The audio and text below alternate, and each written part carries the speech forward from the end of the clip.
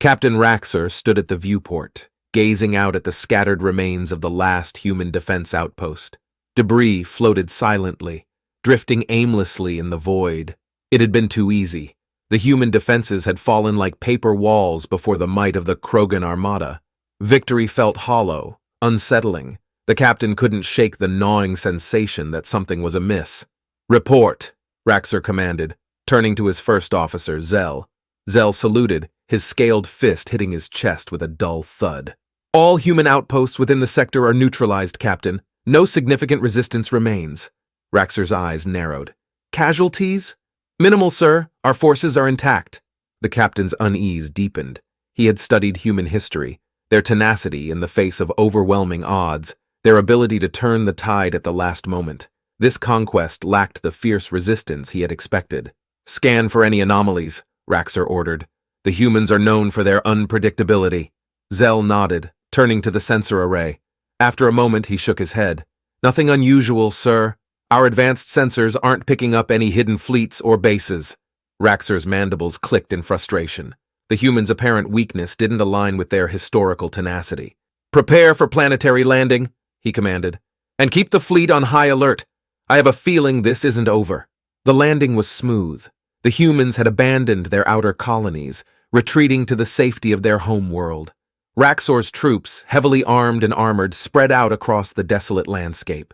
The air was thick with tension, the silence oppressive. The comms crackled to life. "Captain, we've secured the perimeter. No sign of human forces." Raxor's claws tapped rhythmically on his weapon. "Advance cautiously, stay sharp, and maintain constant scans. The humans might have some trick up their sleeves." As they moved deeper into human territory, Raxor's unease grew. The humans were nowhere to be seen. It was as if they had vanished. The only signs of life were the automated defenses, which fell quickly to the superior Krogan technology. "Captain, look at this!" Zell called out, pointing to a structure in the distance. Raxor approached, his keen eyes scanning the building. It was a bunker, ancient and weathered, yet surprisingly intact. A symbol was etched above the entrance, a circle with a vertical line through it, flanked by two smaller circles. "Recognize it?" Zell asked. Raxor shook his head. "No, but I don't like it. Proceed with caution, and keep our stealth detectors at maximum sensitivity." They breached the bunker, moving through dimly lit corridors lined with dormant machinery. The deeper they went, the colder it became. The air felt charged, as if a storm was brewing just out of sight. Zell stopped, staring at a large door at the end of the corridor. "This must be the control room." Raxor nodded. "Open it, but be ready for anything." The door slid open with a hiss, revealing a vast chamber filled with consoles and screens. At the center stood a single figure, shrouded in shadows. "Welcome, invaders," the figure said, stepping into the light. It was a human, clad in a tattered uniform, eyes burning with intensity. "I am General Marcus. You've come a long way, but this is where your conquest ends." Raxor raised his weapon, his soldiers instantly forming a defensive perimeter. "Surrender, human! Your forces are defeated." Marcus laughed, a hollow, echoing sound. "Defeated? No, Captain. We have merely set the stage." The screens around the chamber flickered to life, displaying images of Krogan ships and troops. Raxor's heart sank as he realized what he was seeing. His fleet, surrounded and outnumbered by ships that seemed to materialize out of nowhere. "Impossible!" Zell exclaimed. "Our sensors!" "We're blind to our advancements," Marcus finished. "We've focused all our efforts on stealth technology, making deals with other civilizations to accelerate our progress. Your arrogance has been your downfall."